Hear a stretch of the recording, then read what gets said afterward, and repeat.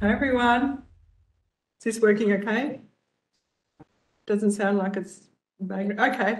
I'd just like to begin today by acknowledging we're meeting on the lands of the Whadjuk Noongar people and pay my respects to elders past, present and emerging. So today we have Kai-Ti Kao giving our ACAT, and this is ACAT put on by the Centre for Culture and Technology and also the Gender Research Network. Kai-Ti's actually one of our first co-seminars, so thank you, Kai-Ti, and welcome Gender Research Network members today. So she'll be presenting on visions of desirable futures, AI, imaginaries, and news media. And I'll just read Kai-Ti's bio because I really liked it. I think most of us know Kai-Ti. So Kai-Ti's a PhD candidate and researcher within the School of Media, Creative Arts and Social Inquiry and the Centre for Culture and Technology at Curtin University. She's interested in social engagement with digital media, particularly in relation to power, representation and inequality, and has published on topics including disability access and representation, policy framing of communication technologies, digital engagement and mental health, and intersectional and cross-cultural representation. Her PhD examines the socio-technical imaginaries of artificial intelligence in the context of the news media. When it comes to thinking about the future, she's more concerned with humans than AI. So over to you, Kai-Ti, on that. Thank you. Thank you. That last line of the bio was put in at a moment of extreme frustration after watching one too many presentations that were very inadequate, I felt. I can't seem to put the slipper on. Okay, is that okay? Yeah. Cool. All right. Thank you for having me. Thank you for coming. And also a big thank you to Linda and Liz for everything they've done in the background to organize this. It's been a bit of a process. So I really appreciate the efforts. Just a quick, I just want to acknowledge that I live and work on the lands of the Whadjuk Noongar people, who are the traditional custodians of the rightful owners of these lands and waters. I pay my respects to past and present elders and recognize that the sovereignty of these lands has never been ceded. I do have 4 categories for this presentation, and it sort of progressively gets a little less structured as we move on. So, bear with me as I try and work through some of these ideas. I do want to say that a much earlier version of this presentation had been given at the Australian Women and Gender Studies Conference in November last year. And Sam Owen from the Gender Research Network approached me after that and said, would you be interested in doing a version of this presentation for the GRN, and we could co-badge it with the ACAT. I was like, yeah, sure, that's easy. I've already done the presentation. How hard can it be? Yeah, famous last words, because it was literally within hours of that presentation. So because this was November last year, within hours of that presentation, ChatGPT had been released. So, the whole landscape changed, and it's and obviously it's been a few months since then with many, many movements. So when I was thinking about how to approach today, I was thinking I really want, to start off with a hook as a shameless way of trying to get your attention. And fortuitously, I landed upon one, just Barbie, because she is the moment, right? And because she is the moment, I'm sure that you might have seen a lot of content related to Barbie at the moment, right? It's in the news feeds, it's all over socials and so on. And there are a lot of people who are trying to capitalize upon this as well. And the example I'm going to talk about is from BuzzFeed, and I'm sure you would have seen this come up in some of your socials as well, this particular example. All right, so a little bit of context. BuzzFeed has obviously been trying to do a lot to, capitalize on the Barbie moment, and they've been generating a lot of content such as, what would Barbie dream houses look like from around the world, and give us a range of AI-generated images about that, and, what would Barbie look like from different states in the US, and do that. And then earlier this month, what they decided to do was, what would Barbie look like from different countries around the world? And they used AI, I think it was Midjourney specifically that they used, to generate a range of images of Barbie from around the world. If you try and find this article now, you will not be able to. It has been taken down because it generated a fair bit of controversy.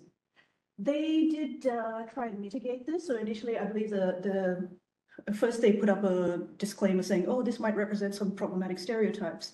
And then they removed one of the really problematic images, which I managed to capture in the list.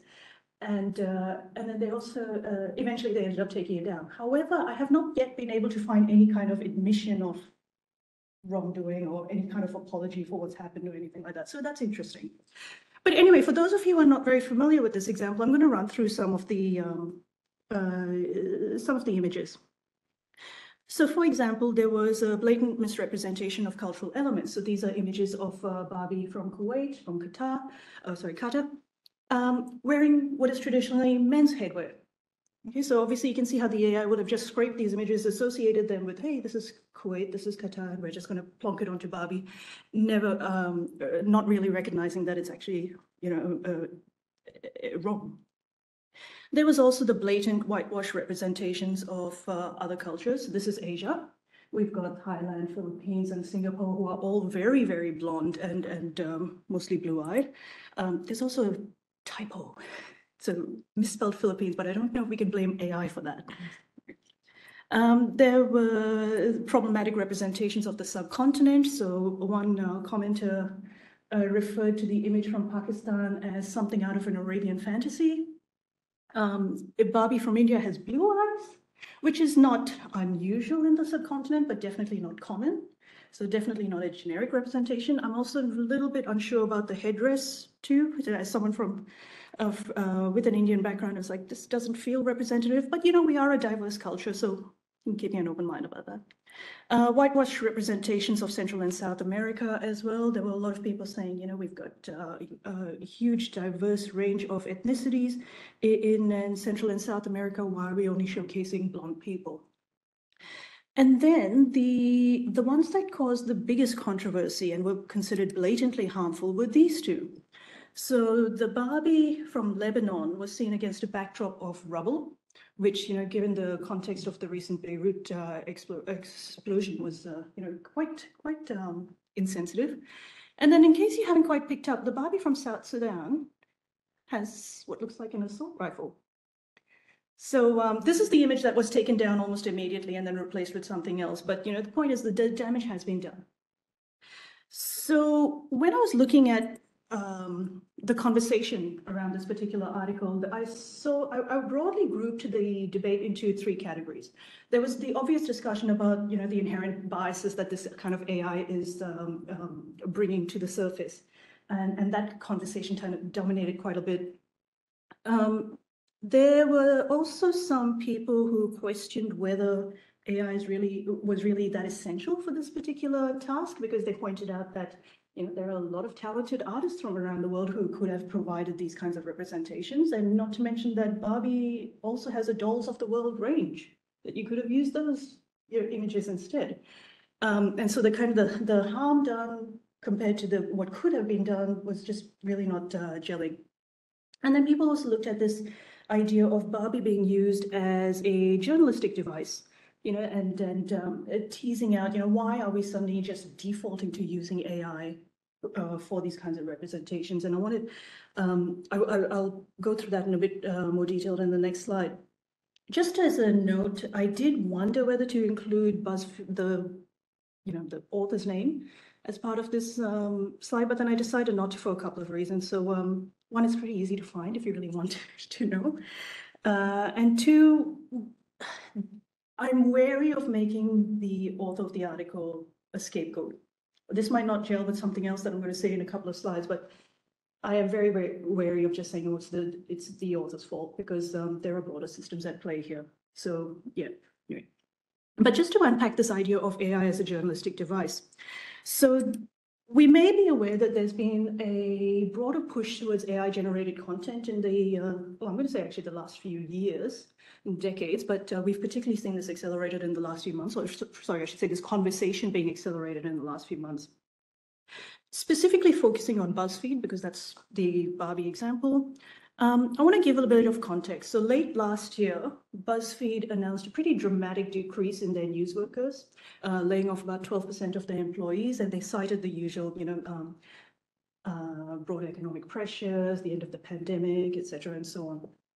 But in January this year, the CEO of BuzzFeed, Jonah Peretti, announced a shift towards using more AI-generated content as part of their core business. So initially they said, we're mainly going to be using it to generate famous quizzes and stuff. But then people started to notice that it was quietly, the AI was being used to quietly push through a number of articles as well. So it was just sort of coming in through under the radar. I just want to highlight this one section in that particular article about the AI announcement, because the kind of the way this AI, the introduction of AI is being framed is so interesting to me, because there's this emphasis of, there's still going to be human oversight, there's still going to be humans in the loop, etc. But then there's also this very celebratory language around what AI can do for us. So we're talking about, it's going to be a new era of creativity, that we're going to harness our best creativity. It's going to be new, it's going to be innovative. There's going to be new opportunities and applications, and we're going to engage with our audience in new ways, etc. So there's, a lot of celebration around that.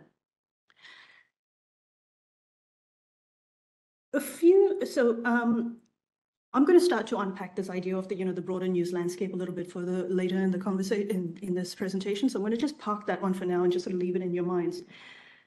A couple of things that I noticed missing from this broader debate about how people were responding to this Barbie BuzzFeed AI article. There were two things.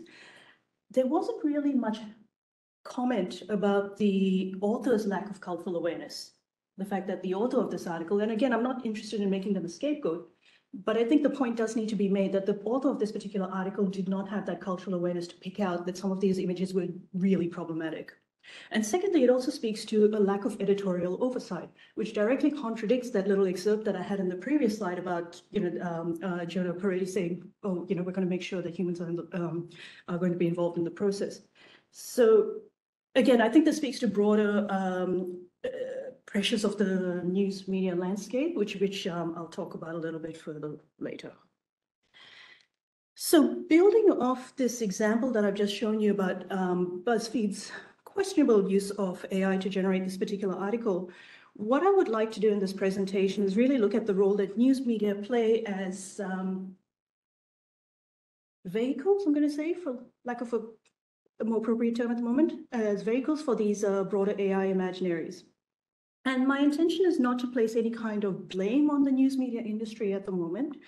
Sorry, not at the moment, not intending to blame them later either, but rather to look at some of the different factors that are impacting how reporting about AI is being framed and what some of the flow-on implications of this might be. I also want to note that in these debates about AI and news media, the term news media and journalism are often used interchangeably.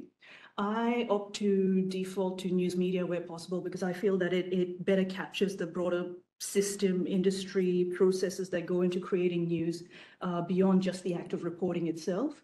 But some of the sources I use also use journalism interchangeably. So just, assume that they're used interchangeably for the purposes of this presentation.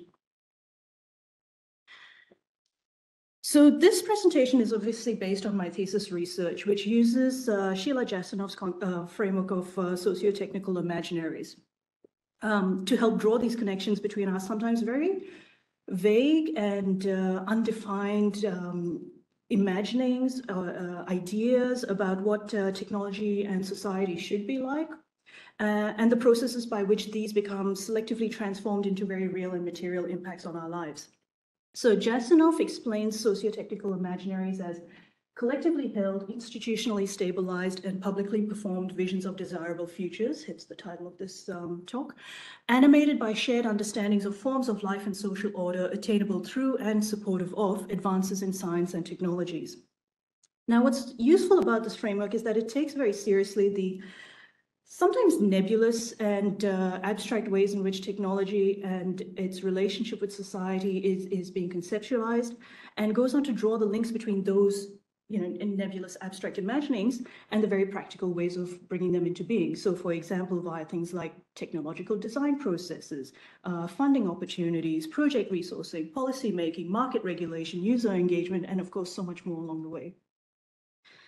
A key strength of this approach is that it very purposefully sheds light on the familiar everyday aspects of our lives that are often, we often just don't even recognize that they're at play. And, as deeply entrenched in cultural studies and critical analysis as we are, we also sometimes ignore these things.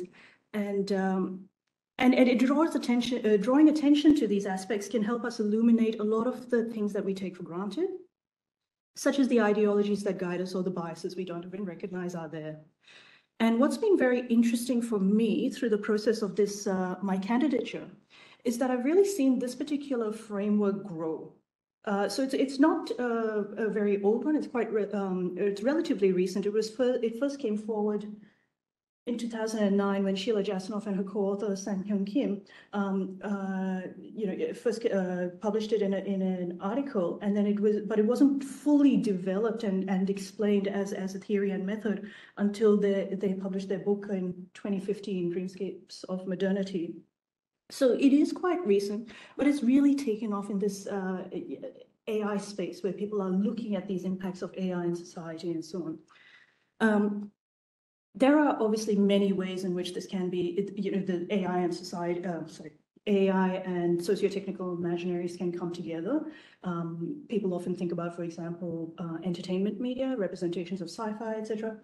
But I am particularly interested in looking at it in the context of news media. So what I want to do today is sort of tease out some of the ways in which news media play a role in this institutionally stabilizing and publicly performing these imaginaries. So just a quick recap, just to give you an example of some very common imaginaries that we do see circulating in our lives. This idea that AI will free us. Okay, AI is going to make our lives so much easier because it's going to enhance our human capabilities, undertake the dirty, repetitive, boring tasks that we don't want to do, and basically free up our minds for that higher thinking and creative achievement. And I like to think of the Jetsons. We saw this imaginary play out through the Jetsons. Another one that we see is this idea that AI are going to take our jobs. So because of the increasingly capable advancements that we're seeing in AI, and they're more likely to take on roles and tasks that were usually associated with humans, there is this fear that AI are eventually going to replace us in our jobs. And I think we're seeing this in a number of different industries too. It's resulting in both of this sense that there's a crisis of unemployment, but there's also this discussion that there are so many new opportunities possible as a result of this. So, for example, with ChatGPT and this idea of being a prompt engineer, that's a new opportunity that has come up that we wouldn't have really thought about before. And my favorite, that AI will destroy us. It's always good to have a little bit of post-apocalyptic fear. This is a very common imaginary we do often see in sci-fi. It's this idea of, the killer robots are going to take over the world and they're going to destroy us and humanity is doomed. I don't think I need to really explain that one further. I think we're all pretty familiar with that one. Anyway, so that was just to go through some of the basic imaginaries that I see circulating.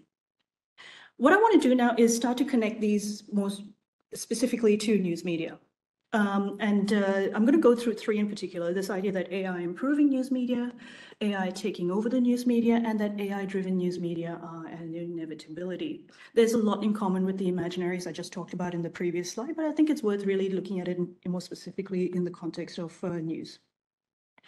Before we get there, so I wasn't really sure how much background we were going to be bringing to this presentation, and I can see by my audience here, you guys are all very experts. But just quickly, just to recap, how are AI impacting the news? Well, they're impacting the news in terms of things like news media workflow. So AI has been incorporated into things such as sourcing news stories, and as well as influencing the shape and form of eventual news production and everything in between. We're also seeing AI incorporated into areas like audience engagement, such as the personalization of content, interaction and collaboration with the audience members, and sort of sourcing out new forms of funding. Into the area of specialist knowledge, where journalists who previously had a very specific beat or a specific focus, such as being health reporters, political reporters, education reporters, they now need some kind of awareness and understanding of how AI is impacting their own industry, not just how AI is impacting their craft of journalism. We're also seeing a greater relevance of the tech giants and policymakers because they are more likely to play a significant role in shaping the way that news engages with AI, how they gain access to tools, how they use the tools, and how this then enables news organizations to meet that idea of still performing a public service ideal. And also the news media industry itself. And this is looking at the impact of AI beyond just the idea of, how news media monetize or resource or gain revenue from the production of news, but also just the broader structure, organizations and partnerships even that they might need to perform in order to be able to, or the kind of collaborations they're forming with some of the tech companies and how that's impacting the shape of the industry itself. Excuse me.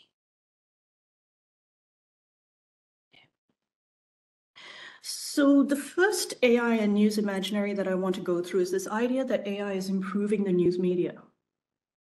So what is this imaginary? It's the idea that AI can be used to undertake the mundane and repetitive aspects of news media work. And, again, we saw that previously as well. And therefore free up the journalist's time and energy to engage with more higher order thinking. And therefore, as a result of this, for example, we should be able to see more long form investigative journalism. Very early findings shared from the 2023 global survey run by Journalism AI, which is a project run out of the London School of Economics, indicates that most newsrooms they surveyed have been experimenting with generative AI in some capacity, and primarily for the reason of automating mundane tasks and simplifying workflow. And this actually can be seen as an extension of the findings of their 2019 survey that they ran, which I've included a snippet on this slide, which identified efficiency as the main motivating factor for incorporating AI in the newsroom. How are we seeing this imaginary become stabilized and publicly performed?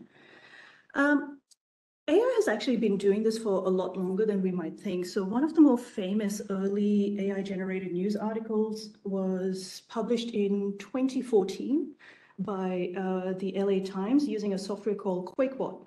And what this QuakeBot did was that it generated a report and published a news report about an earthquake within 3 minutes of the earthquake actually happening. So that's frequently referred to as one of the key examples of popular AI, public AI news. But it is worth noticing. It is worth noting that experimentations with AI have been occurring for prior to that as well, and there's a lot of overlap. Where do we draw the line between what was AI journalism as opposed to algorithmic journalism as opposed to data journalism? So this stuff also kind of bleeds together. But news organizations and outlets such as the Associated Press, Forbes, Washington Post, New York Times have been using AI since at least 2012. And they've been using it to do things like, filter through large data sets and generate reports. So the early forms of AI really lent itself to types of reporting that was very formulaic, like financial reports, sports reports, real estate listings, and so on. AI has also been incorporated into various parts of the editing process too. And I mean, this is not really new. I mean, we've been incorporating Grammarly into the university sector for many years as well. So even beyond this news media, as I mentioned, they've been incorporating new technologies into their operations really as far back as we can look, through the history of technologies. I would say we go back right back to the Gutenberg Press. So this idea that AI are going to improve news media is one that we can see has a very long history, has been building for a very long time, and continues this long-running trend of news media incorporating technologies into their processes, and with this idea of streamlining production and increasing efficiency. Now, why are we seeing this imaginary emerge? I think we're seeing, one, I don't think this, as I said earlier, I don't think this imaginary ever really died in a sense. It just sort of keeps coming up again in new and interesting ways. But we also need to acknowledge that news media are operating in a very challenging environment, and it's becoming increasingly challenging over the past few decades. We've seen I'm sure we're all aware about discussions about declining ad revenues and the platformization of news. the way audiences and consumer behaviors are changing. There's a multiplication and diversity of news sources as well. We no longer turn straight to the news when we want information. We have so many other avenues of information that we turned to before, and news is just one of them. We're seeing the dramatic decline of local news outlets, as well as and this is, I think, quite significant, the erosion of newsrooms and newsworker labor. And add to this, so all of this is occurring against the backdrop of an increasingly competitive attention economy. And when we put all of that together, you have a situation where you can sort of understand why these various news organizations are doing everything they possibly can to try and stay alive, to try and be competitive, to try and continue to operate, engage their audiences, meet their changing needs, and producing content that still serves their core service model. And they're doing it all on very, very stretched resources. So this idea that there are tools and technologies that can help to streamline and make more efficient this process, it's very appealing. And it's no wonder that newsrooms are engaging very actively with AI at the moment. The graphic that I have on the screen at the moment is just one that's taken from a Town Center report on AI and journalism, and it's looking at the service model that the New York Times currently has. And you can see that there are so many different kind of needs that the New York Times sees itself as servicing. Things like, we've got to do passion subjects, we've got to do breaking news, we've got to provide games, we've got to do, explanation, we've got to provide long-form explanations and short-form explanations and so on. So this idea of what is news has been evolving as well. Okay, the last one that I want to talk about is this idea that AI are taking over the news. And I see this as a bit more of a fearful imaginary. And kind of being accelerated at the moment with the interest in generative AI. So what is this imaginary? It's the fear that AI technologies will become even more capable of replicating human-generated text and images, and human journalists are eventually going to find themselves being made redundant. So in the previous slide, I mentioned how AI has been incorporated into news for a very long time. But this is not to say that the process has been uncomplicated. The introduction of automated technologies and AI has also been accompanied by concerns about possible redundancy of human journalists, and what this might mean for humans. For the news itself. So the image over here is from an article that The Guardian published back in September 2020, where they used GPT-3, which was one of the precursors to ChatGPT, to so-called generate the entire article. I have questions about that, but that's another time. But you can see just from the title, the way they framed the title, the way they structured the prompt, the way the article itself was presented was deliberately designed to be provocative. It was deliberately designed to engage the industry as well as its readership with this idea of, hey, what happens if the AI take over? What does that mean for us? What does that mean for you in terms of how we service you and provide you with information and your ideas about the world? And what does this mean for the ideal of news itself? Anyway, so as I'm saying, this imaginary is not really one that's new, but it does seem like it's circulating a little bit more in the last few months again because of the generative AI, interest in generative AI. How are we seeing this one being stabilized and performed? This is another one that doesn't seem to die. And it seems to keep coming back with every iteration of technology or every iteration of AI. So I've mentioned previously about how late November, when ChatGPT was released, there was a flurry of interest in it. And also there was a flurry of articles about, what does this mean for journalism? And what does this mean for news media and so on? And a lot of fears being articulated in that. But that was also followed by a wave of sort of the reassurance. A lot of news media publications talking about, well, actually, we still have a role, we still have a purpose, and this is how we play a part, and so on. And so that sort of, settled a little bit. But just a few days ago, Google, the news broke that Google was testing a new AI tool called Genesis. So this is a clip from the New York Times. So I think they're working with the New York Times and Washington Post and News Corp. And apparently this tool that they're working with, Genesis, can sift through information about current events and create news articles accordingly. It's being presented as a sort of, what is it, personal assistant for journalists. But it has nevertheless created a whole bunch of, it's brought these fears back up again. And there are, again, a lot of people going, hang on, we just sort of calmed ourselves with ChatGPT, and now there's this whole other tool that we've got to worry about coming up. So I see this as something that will keep, we seem to be in a bit of cycle with this one. And that's how it keeps getting stabilized and performed. And why are we seeing this imaginary emerge? So this is not one that, it's not a new fear, and it's not one that's solely confined to the news media industry. We've seen this across so many different contexts in higher education as well. So on the one hand, it speaks to this obvious fear we have as human beings about what makes us human, and can we actually be replaced by artificiality, and what does it mean to be redundant? But on the other hand, it also taps into this latent concern about machines being able to mimic human capabilities and what the broader implications of that are. So I feel like we're sort of trying to get to these deeper questions of what it means to be human there. But it should also be recognized that this imaginary is very closely tied up with the idea of journalism and news media itself. So what is the purpose of journalism in society, if not to inform us and help us to make sense of the world?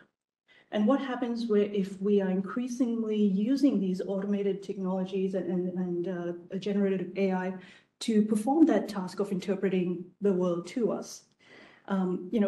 What happens when we have AI when it is AI that is doing the curating, the presenting, the interpreting, instead of the humans? And that's something that I will hopefully be able to tease out it further in the last section of this presentation. Okay, I'm getting there. Third imaginary is this idea that AI-driven news are inevitable. I'm still working through some of my thinking on this one, so forgive me if my articulation is a little bit clunky. But this imaginary, what is this imaginary? It's the idea that the use of AI in news media, it's a given. It's inevitable and there's no avoiding it. And we, or the news organizations, simply have to work out how they want to ride that wave. There's no resisting it. What we are seeing now is attention starting to turn towards, well, how do we manage this? So Wired was one of the first organizations to actually formally put forward an AI policy for how they were going to, to be very transparent about how they were going to use AI as part of their news process. But there have been other organizations that have followed since. How is this being stabilized and performed? We are seeing this draw from other aspects of society where this idea of, AI is inevitable is also rolling around. There's so many conversations about how AI is going to be a part of so many different parts of society, different industries, different types of interactions as well. So this idea of AI being inevitable is very deeply embedded. But we are seeing this being stabilized and performed through things like, for example, the creation of policy and regulation to help, manage our approach. So Wired was one example. The Australian government is trying to create what they are calling a safe and responsible approach to AI. And there are strong signals that every industry is trying to grapple with it in some way or another. Now, why is this inevitable AI imaginary emerging? We're seeing this in part because we actually are seeing AI everywhere. And you might think it's a bit odd for me to label this one an imaginary when it seems to be, hey, we are seeing AI everywhere. But the part that is the imaginary for me, and is this question of inevitability. And I think it's very important that we recognize that this idea of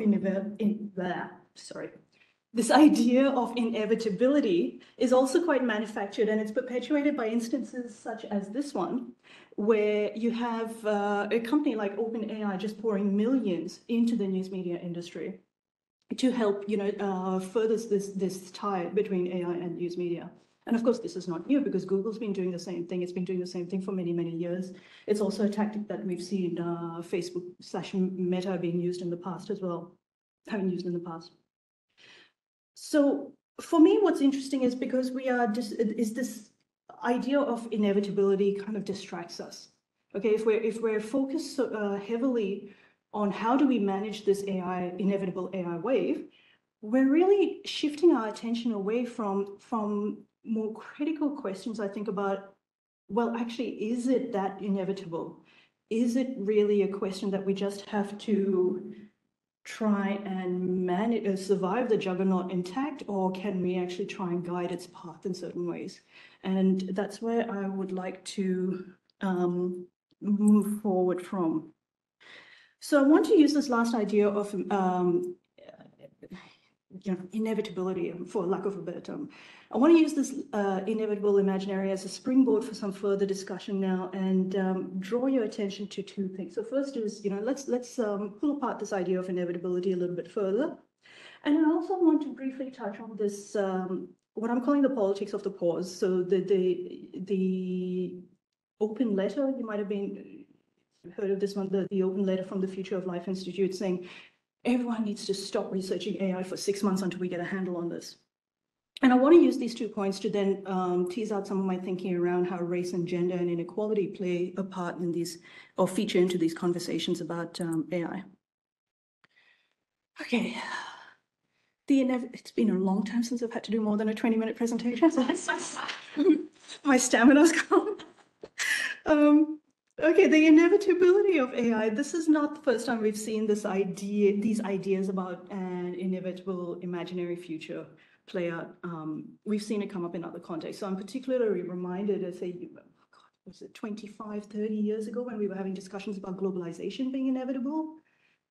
And I found myself, when I'm creating this presentation, just looking up all these images about the Battle of Seattle, and how that was that moment of resistance against this idea of the globalization juggernaut, and that particular cusp that we were on, where we thought, yes, we can push back against it, but then, it ended up happening anyway. So it's so interesting. So we've seen, these ideas about globalization being inevitable, the network society being inevitable, the knowledge economy being inevitable, and we're just kind of, in one sense, this AI moment is building on all of those, but it's also repeating many of them too. So I think for us, this raises questions, because look, in hindsight, from where we are now in this particular context that this audience is in as well, we can look back and we can say, okay, a lot of it perhaps was inevitable. And, we've seen the impacts of it, we're dealing with the impacts of it. But I think along the way as well, we can now, with the benefits of hindsight, also look at some of the key areas where we could have questioned a bit further, and we could have perhaps pushed back, and perhaps still can. First of all, this question of what is our capacity to push back? And what does that kind of what form does that resistance take? Because I'm not saying that we can definitely draw a line and form a picket fence and hold back the wave, but I'm just saying that maybe it doesn't have to, we don't just have to roll along with it. And that maybe we should be looking at ways in which we can claim back agency in some way. I'm also interested in thinking about, what are the missing perspectives? Who are the missing people that have been overlooked in these conversations? So, for example, globalization, it's very hard to say that, it's very, very hard to find communities that have been untouched by globalization in some way, willingly or not. So we did have, obviously parts of the world that were very much on board and engaged, but then there were also parts of the world that may have been swept up inadvertently and may have, did suffer accordingly as well, because they were not able to claim agency for whatever reason.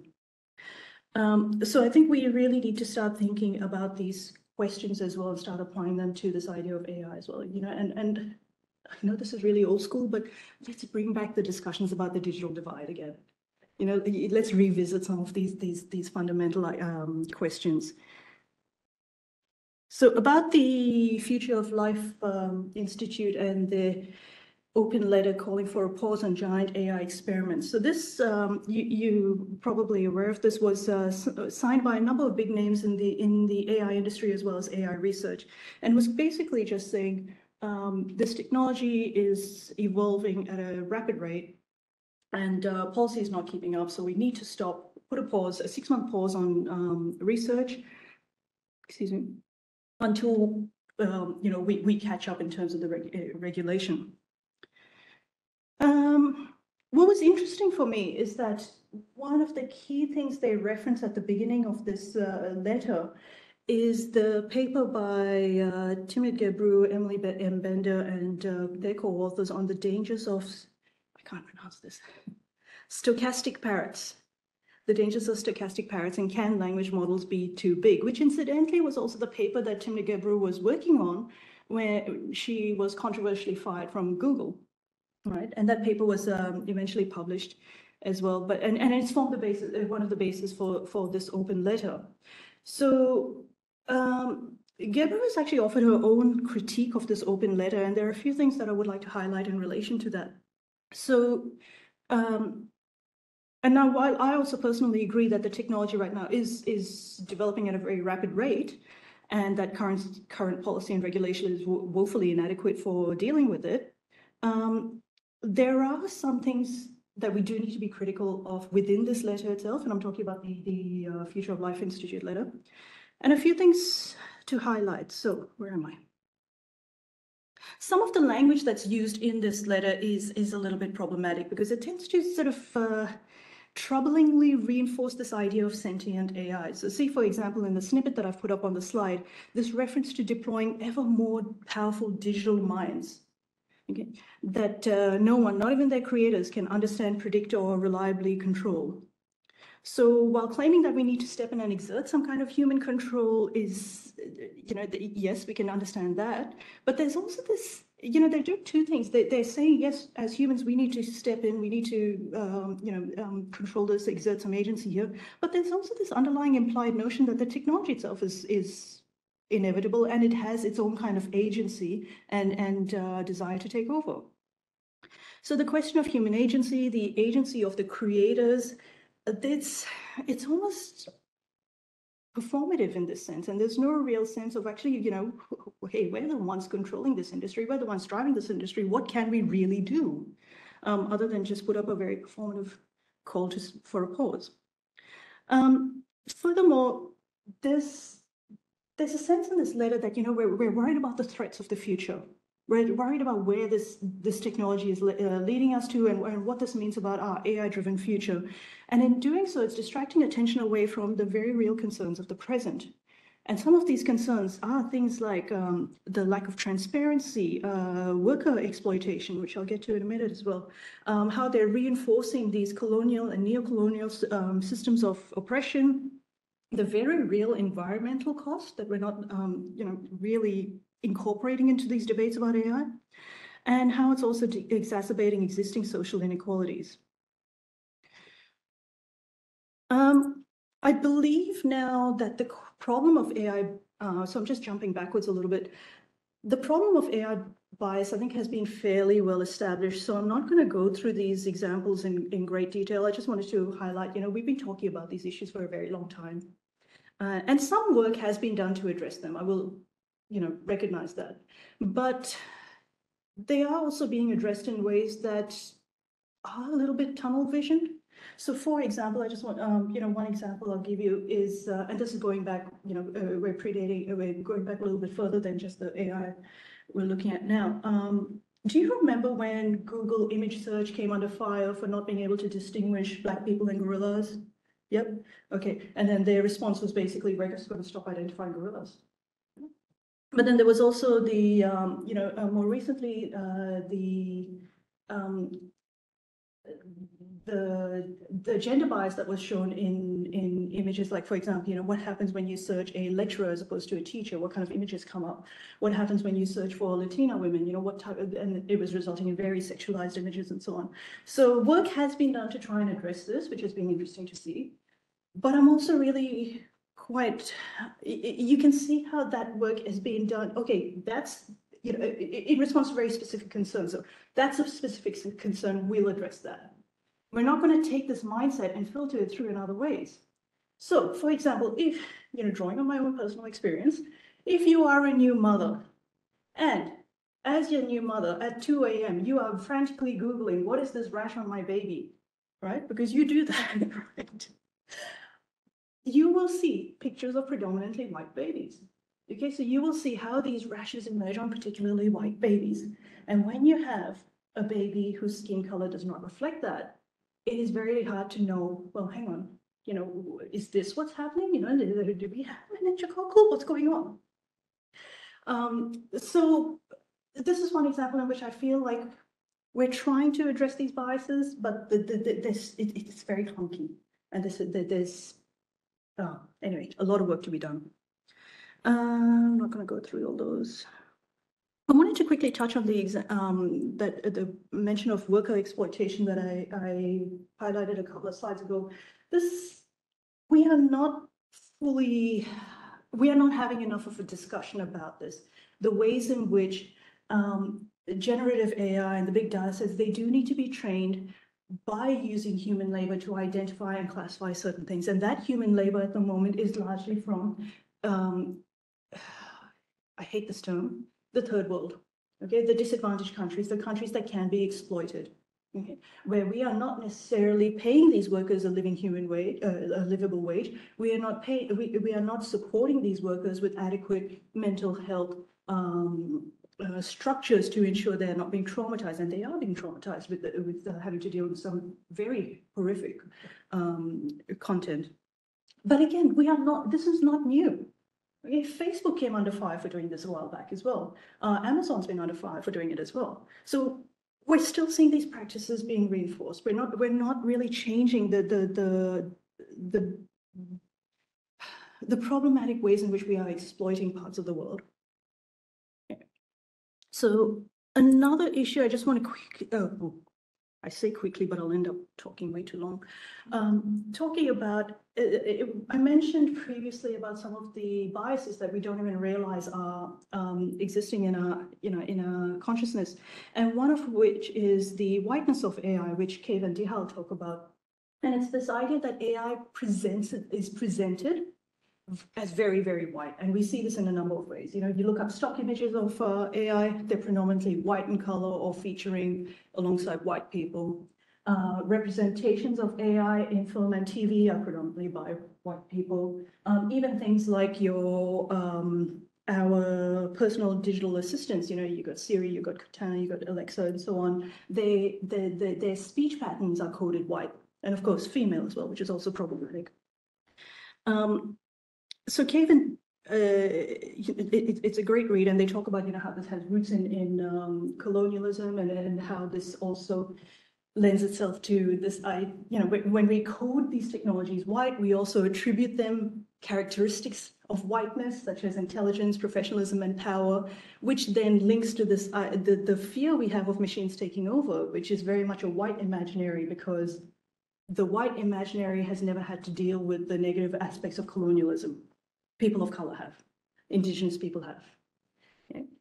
So it's almost like in the white imaginary, the only way they can be conquered is through better than humans, machines that are better than humans in that sense. Okay? We did see this play out a little bit further as well in the recent press conference, AI press conference that was held at the AI for Good Global Summit by the UN, where these, don't say creepy robots, don't say creepy robots. The creepy robot. These representations of AI were predominantly coded white, predominantly coded female, and that wasn't really teased out at all. And I'm not even going to go into the types of questions that were being asked over here either, because they were so bad. It's like, how are you going to take over the world? Oh, God. Okay, let's just, yeah. I'm going to skip that because I am pushing for time. AI and gender. So again, I'm not going through this in detail, but I just wanted to highlight that these questions of AI and gender bias have also been very deeply studied and explored in many ways. And, I've mentioned the feminization of AI robots and AI personal assistants and so on. What I wanted to, how do I move to this?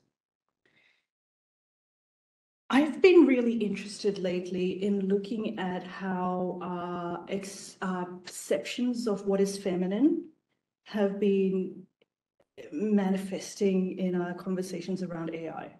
So there is that obvious discussion about, the personal assistants and the robots and so on. Okay, we've had that conversation. For me, next slide has a image that I personally find very disturbing, but if you're into horror and things like that, I think you'll be fine. Okay, I'm talking about Loeb. We know, yeah. Are we aware of Loeb? The example of Loeb? Okay, so a little bit of context. Loeb was so again, so I think it was around April last year, there was a digital artist who went by the username Supercomposite, who was playing around with an unnamed image generator, AI image generators. They haven't named what software they were using. And basically, they were just playing around with reverse engineering prompts. So, put in a prompt, reverse it, and so on, and see what happens. And long story short, they stumbled across an image of a woman who was quite ghastly. There was a lot of gore and horror. And what they found really interesting was that they couldn't work their way away from this particular image. And this woman kept showing up in all the different types of prompts that they were then subsequently putting in. And they said it was quite unusual for this to happen. And so this really captured the internet's imagination with this idea of, we've got a super creepy pasta. We've got this woman haunting the internet. Okay? This image of the woman haunting the internet. And this idea that, and to me, we've got these two extremes. We've got this super subservient and sanitized femininity we're seeing with the AI assistants, and then we're seeing this, almost grotesque, this raw, this harrowing image of this woman. And I'm not going to go through all the images of her because I really do find it very creepy. And when I was doing this slide at midnight, yeah, I kept thinking, don't say Candyman, don't say Candyman. But to me, it was the reporting of this particular incident that really captured my imagination, because it was there were the kind of language that was being used around it. So this haunted demon, this woman who's ghosting the internet. Sorry, this ghost around the internet. And to me, this speaks to what I'm kind of tentatively calling an enchanted AI imaginary, and I'm extracting this from Campbell and Crawford's concept of enchanted determinism, which, as they explain, this idea of enchantment shields the creators of these systems from accountability, while its deterministic calculative power intensifies social processes of classification and control. So, on the one hand, I see, this reporting of Loeb fully playing into that. Rather than interrogate why this image is coming up and what kind of source data might have been, been feeding these systems, we're just going to say that it's haunting the internet, that there's this horrible woman haunting the internet. As a quick example, I just want to draw attention to the ABC, the article in the ABC that specifically reported on this. Because what they did was not only talk about the situation, but they thought, hey, let's be really clever, and let's include an interview with the AI as part of our article. And so the AI they chose to interview was GPT-3, which is different to whatever image AI that was actually used to generate this this image. So, there's a lack of real understanding of that lack of AI literacy happening there. What I found so interesting, though, I'm just going to highlight some of these aspects, though, because part of that conversation with GPT-3 brought up some very, very disturbing themes. Okay, this idea of, why do you, so the bold text are the interview questions, the rest is the AI's response. Do you think the AI is drawing on a specific archetype of a woman in creating you? I think the AI is associating me with the archetype of a mother because I'm often placed in a home with children. This archetype is often associated with being nurturing and caring, but also with being sad and domestic, which is weird, but also very relatable. So I was like, okay, that's But then it gets a little bit more disturbing because the question was, if you are the archetype of mother, then why are you so often surrounded by injured and dead children? And the response was, I think the AI is trying to create a contrast between the ideal of a mother and the reality of a mother. In reality, mothers often have to deal with sick and injured children, and as well as the death of children. So, you know, it kind of went dark really, well, okay, it was dark to begin with because the image was dark, but it really took it to interesting places. And to me, what I would love to do, maybe in a post-PhD project, is try and investigate where this information is coming from, because I don't think that we can necessarily disconnect this kind of response from the way that mothers actually have been using the internet for forms of support, for talking about the kinds of things they can't talk about in their social groups or in their family groups, and articulating the hidden fears and everything. So I think there's something to be explored there, but yeah. Anyway, interesting. So let's round this up because you've been so patient with me. One of the things that I do want to highlight is, for me, where do we go forward, right? And I think we need to start talking about this idea of AI literacy a bit more, because I would really love for all the reporters who are talking about AI to have this understanding, even this very basic of understanding that, we can group AI into 4 categories. And this idea of reactive AI is where there's no memory and AI just responds to different stimuli. That's what we see with things like our spam filters in email, Netflix recommendation systems, and so on. They go into that first category. Limited memory AI is sort of what we are seeing now with generative AI, where it uses memory to learn and improve on responses. So self-driving cars also fall into that particular category. Theory of mind is where, there is some who say that the technology has reached this stage where AI is able to understand the emotions and needs of other intelligent entities. And I was reading one source that said that there was some, they managed to develop an AI that had the emotional capacity of a 9-year-old. But then I'm kind of also sitting here and thinking, okay, a 9-year-old from where? In which culture? What background? What privileges? Let's look into this a little bit further. And but that's not, that's not proven yet. And then the self-aware is that, the idea of the singularity, that AI has human-like intelligence and self-awareness, and that's when it is going to take over the world, apparently. So, because at the moment, when we're seeing news media broadly report on AI, and I'm not talking about the sort of specialist technical reporting, I'm talking about the broader public reporting, all these are grouped under the one umbrella. And there's very little differentiation. And to me, that is incredibly problematic. A few questions I think we do need to ask is like, who is benefiting? Who is being harmed? And what are we missing when we only look at questions of benefit and harm? Where's the nuance in between? I also want to think about, okay, yes. So I put this in at the very end because I knew I'd get picked up on, why are you being so down on AI? Let's look at the positives. All right, so how can AI be usefully employed by news media? There are some things that I would like to see. Things like AI-driven hyperlocal coverage, bringing that attention back to the local and servicing those needs. Using AI to translate news content to different languages and improve accessibility. This is something that a Finnish outlet was doing during the pandemic, where they were converting information about, health information about COVID, as well as information about quarantine, lockdowns, etc. They were not only reporting it, but they were using AI to convert it to different languages according to the minoritized groups within their borders.